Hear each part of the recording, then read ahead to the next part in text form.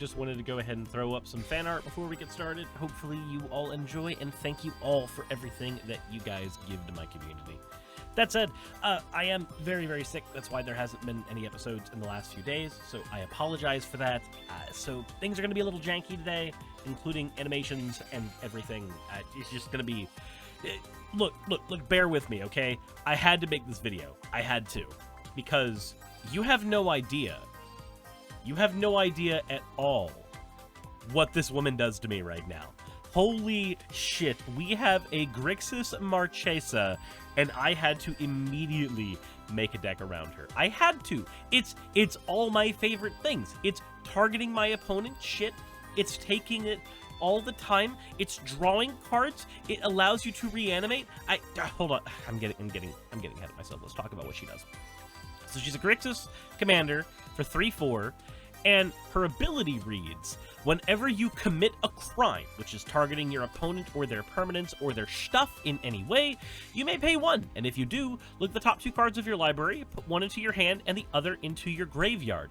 This is a direct upgrade to a deck that I used to love, which was Nimris, which was a 5-mana commander that said if you played a card on your opponent's turn, look at the top 2 cards of your deck, put 1 in your hand, and throw the other into the graveyard. This is a direct upgrade to that, in my opinion, because the commander costs less, and you can do stuff on your turn, which means we get to play sorcery speed stuff. Yeah, and we have access to more colors with Marchesa. So, what are we going to be doing? Well, we are going to be targeting our opponent's stuff all game, burning them to death throughout the game as a win con, and just slowly telling people they are not allowed to play Magic the Gathering. Only we get to play Magic the Gathering. Again, apologies for being very sick while making this video, but come on, guys. We have to talk about Grixis Grabby hands. Let's very first get into our ramp package real quick. We have a 10-card ramp package beginning with Mer Convert, pay 2 life, add a mana of any color.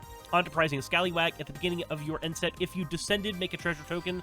Descending in this deck is just getting a permanent into our graveyard. Our deck contains 35 creatures, 15 artifacts, and 1 enchantment, and 37 lands. So all but 16 of our cards are permanents. We should be able to get a permanent into the graveyard with our commander pretty consistently.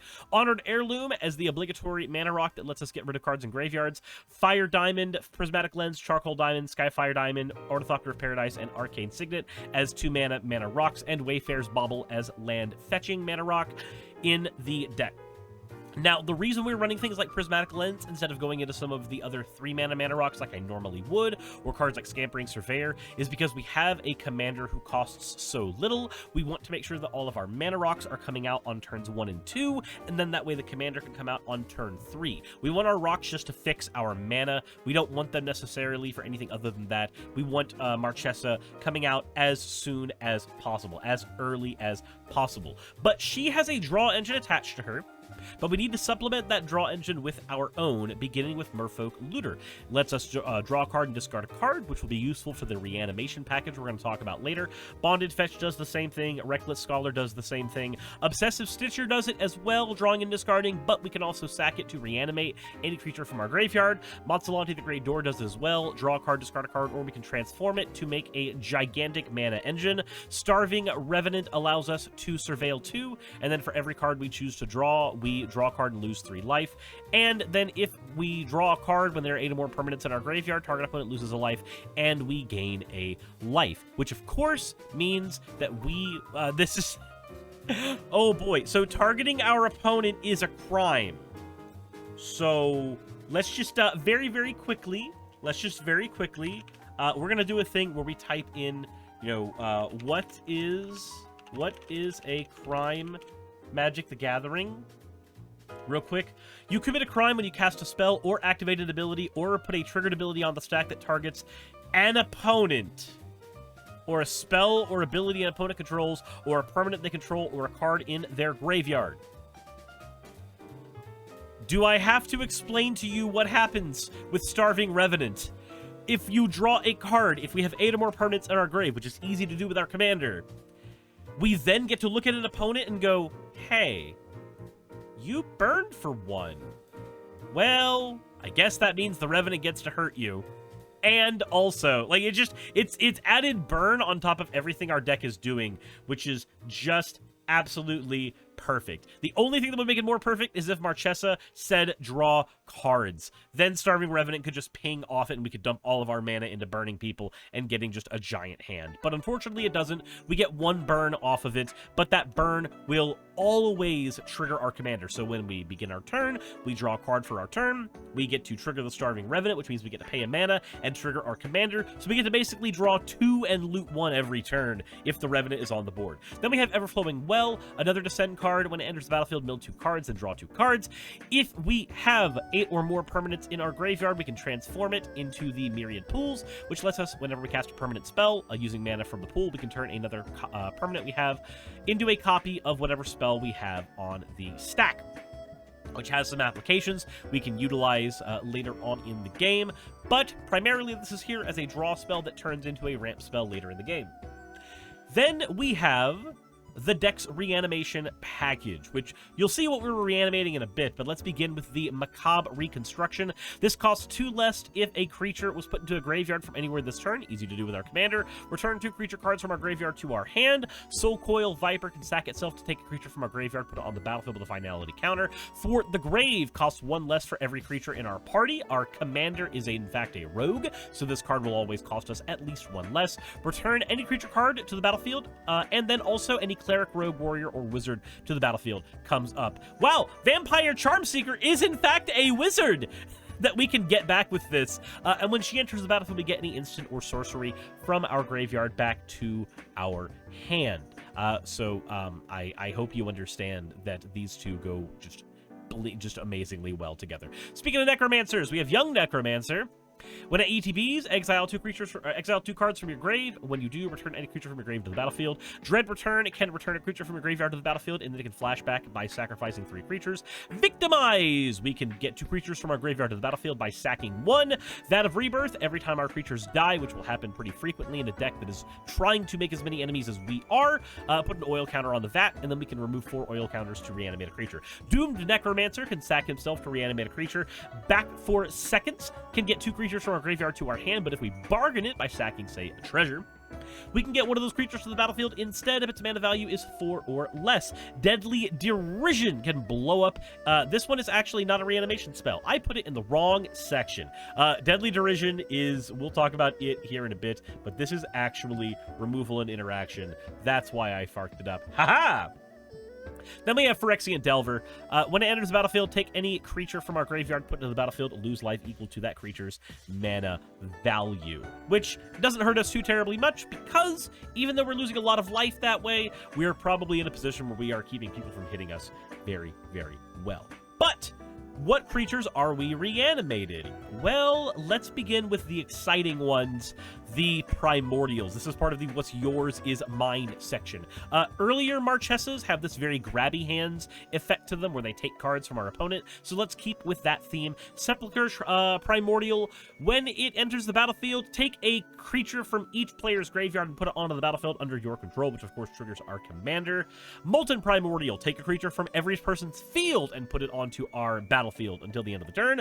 Diluvian Primordial lets us cast an instant or sorcery from each player's graveyard without paying its mana cost. Each one of these triggers our commander, and each one of these Primordials is just an amazing reanimation target for the deck. These are the ideal reanimation targets in the deck, because anytime we get one of these out, it is a gigantic tempo swing in our favor. However, we do want to be able to target our opponents lots and lots and lots of times, so let's talk about our 24-card thick removal package.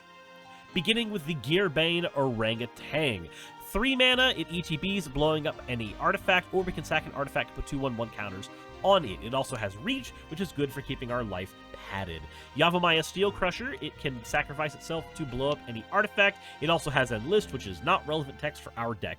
Grim Bounty can blow up any creature or planeswalker and make a treasure token, which we can then use to pay for Marchesa's abilities. Deadly Derision does the same thing, blows up a creature or planeswalker, then gives us a treasure token.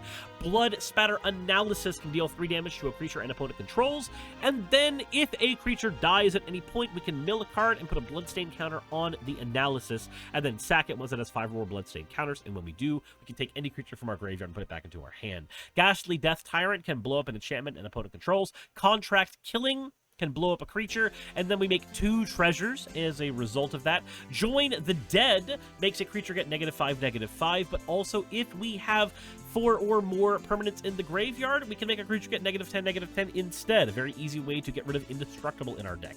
Meteor Golem, of course, my son, blows up any non-land permanent. Depths of Desire returns a creature to its owner's hand and then gives us a treasure token. Manic Vandal ETBs and destroys an artifact. Overseer of the Damned blows up any creature and then gives us a token printing machine. Feed the Swarm can blow up any creature or enchantment. Shriekmaw can blow up any creature as long as it is not an artifact or black. We use it because we can pay 2 to evoke it. Negate can prevent us from dealing with problematic spells because it can counter a non-creature spell. Abrade can blow up a creature or an artifact. Patron of the Vein can blow up a creature, and then if a creature and opponent dies, we can exile it, and then put a 1/1 counter on every vampire we control, which is usually just going to be the patron. Ravenous Chupacabra can blow up any creature when it comes onto the battlefield. Dalek Drone can blow up a creature and burn an opponent. Resculpt can exile an artifact or a creature and then give us a token give them a token as a result. Noxious Gearhulk blows up a creature and then gives us life. Black Sun Twilight can get rid of indestructible creatures by giving them -X. If X is 5 or more, we get to also reanimate a creature from our grave. Whale of the Forgotten gets rid of a non-land permanent by putting it into its owner's hand, or making an opponent discard a card, or letting us look at the top 3 cards of our library and put 1 into our hand and the rest of the grave. But if we have 8 or more permanents in the grave, we get to do all of them. And then the Prismaris Eliminator is some cross between a board wipe and a targeted removal, as it can either give all creatures an opponent has -2/-2, or it can blow up any creature on the board. So the Eliminator can either trigger our commander or simply wipe a board. Speaking of board wipes, we also have the Invasion of Fiora, which can either blow up all legendary creatures or all non-legendary creatures, depending on what we need. And as it's a battle, if we can flip it, it turns into another Marchesa, the Resolute Monarch. Menace, Death Touch, and when she attacks, remove all counters from any target permanent. At the beginning of your upkeep, you haven't dealt combat damage since your last turn, draw a card, and lose a life. So she is a Phyrexian Arena on top of a board wipe. Then we have the 5-card burn section. This is how we're going to be closing games out, beginning with Vrand the Executioner. If 1 or more creatures we control die, each opponent loses 2 life and you gain 2 life once per turn. Ayara, Widower of the Realm. We can sacrifice our creatures whose ETBs have been spent to deal X damage to an opponent and gain X life, where X is the mana value of the card, which of course triggers our commander. And we can flip her later in the game to become a reanimation engine with Ayara, Furnace Queen. Then we have Dread Hound. Anytime a creature dies or a creature is put into a graveyard from a library, each opponent will lose 1 life, which means our commander will burn them a lot as we get rid of our own things. Then we have Zoya Lava Tongue. At the beginning of your end step, if you descended this turn, each opponent may discard a card or sack a permanent. If they don't, deal 3 damage to each opponent who didn't. We are going to use this to make sure that our opponents are constantly losing cards or life throughout the game. And then, of course, Gary, the Grey Merchant of Asphodel, burns everybody and then gains us X life, where our devotion is gains us life and burns people based on our devotion. And for every point of life that our opponents lose to Gary, we gain a life. All of this is in service of Marchesa, who wants us to commit lots of crimes, targeting all of our opponent's stuff all the time, allowing us to look at the top 2 cards of our library, throwing 1 into the graveyard, and keeping 1 in our hand, which lets us keep our hand constantly full. One of the problems with control decks in Commander is you can run out of cards very easily, and Marchesa wants us to never run out of cards while controlling the entire board. But we do need to get to the land base still. We have 4 mountains, 5 swamps, and 4 islands, along with 11 dual lands. Darkwater Catacombs as a filter land, Fetid Pools as a fetchable land as we upgrade the deck. Also, it has Cycling, Choked Estuary as a check land, Frostboil, Snarl as a check land, Sunken Hollow, and Shadowblood Ridge are in here as well. Shadowblood's another filter land. Sunken Hollow is a dual land that can come to play untapped. Ferris Lake, new filter land from the Fallout set. Molten Tributary, another fetchable land for as we upgrade the deck. Canyon Slaw, a fetchable land that has Cycling 2. Foreboding Ruins, another Sunken Hollow style, or no, another Choked Estuary style card. Reveal Land. Smoldering Marsh is the Sunken Hollow style card that comes into play tapped unless we have 2 more basics. Then we have the Fetching Lands, Evolving Wilds, Terramorphic Expanse, and Escape Tunnel being the same card. Shire Terrace, Grixis Panorama, and Promising Veins all being untapped versions of that card. And Myriad Landscape, which gets us 2 lands into the battlefield tapped as a ramping land. And then we have 4 Omni lands. Crypt of the Eternals, whenever it enters the battlefield, we gain a life, comes into play untapped, and we can pay a mana to use it as a filter land. Command Tower and Exotic Orchard can tap for all of our deck's colors, so long as the situation presents itself.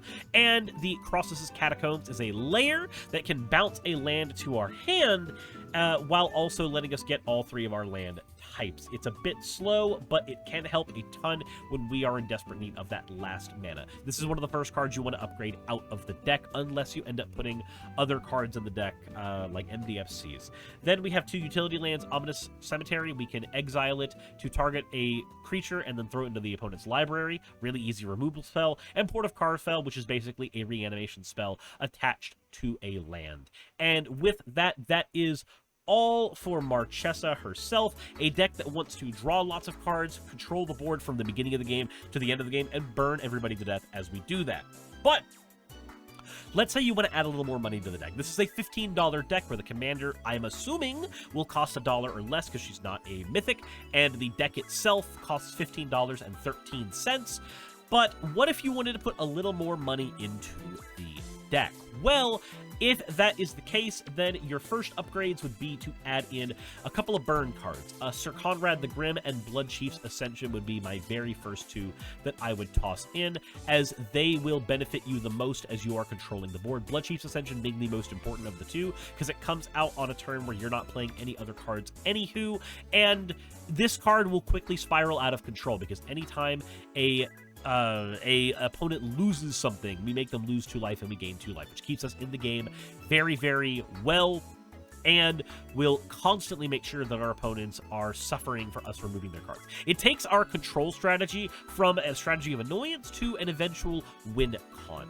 Then in the ramp section, the next upgrades that you're going to want to make are swapping out your diamonds for the talismans and signets. You want to make sure that all of your ramp is 1 or 2 mana, though, because you have a 3 mana commander. Try not to run too much that is higher than 1 or 2, because our commander wants to come out as soon as possible. Then, as you go up the reanimation section, I would add in a Reanimate, an Olivia Crimson Bride, Persist, and Altar of Baal. Each one of these will give your deck staying power and lower the mana curve of the deck. Olivia can constantly reanimate and also has haste, so she is just a good beater to begin with. Altar of Baal, if you end up adding more token production, can do a ton of work. Persist and Reanimate are just really good low curve reanimation spells.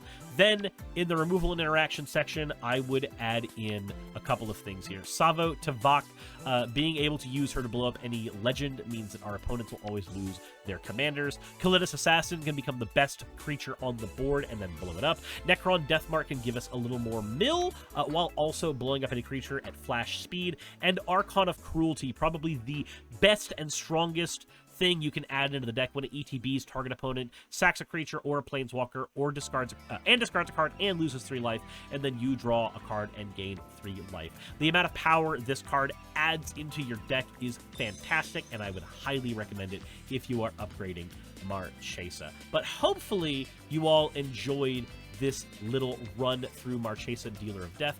I am super excited to play this commander when she comes out, and I'm sorry this video is done as quick as possible, on as little breath as possible. I am dying over here and hopped up on a lot of medications just to get this video out. But let me know what you guys think in the comment section below. Hit the like button if you haven't already. And as always, everybody, the insert end of video tagline here. Hey, I just quickly want to give a thank you to all of my wonderful patrons who keep this show running. YouTube and Twitch are a pretty bumpy ride at the best of times, and the stability that Patreon provides me is worth more than I can say here. I'd also like to thank each and every one of my $20 and up patrons here, and they would be Red Joker, Britzkrieg, Cameron, Dren, Jemshin, Smiling DM, Poundini, Mabbity Babbity, Naomi, Isaac, Agamotto, Jordan, Ravi, Giuni, Kiratorian, Prisma, all of you, Sagitta, I'm not saying that part, and Starlight. And finally, thank you to everyone else that helps keep this channel alive. While you're here, why not check out another video? And thank you for watching.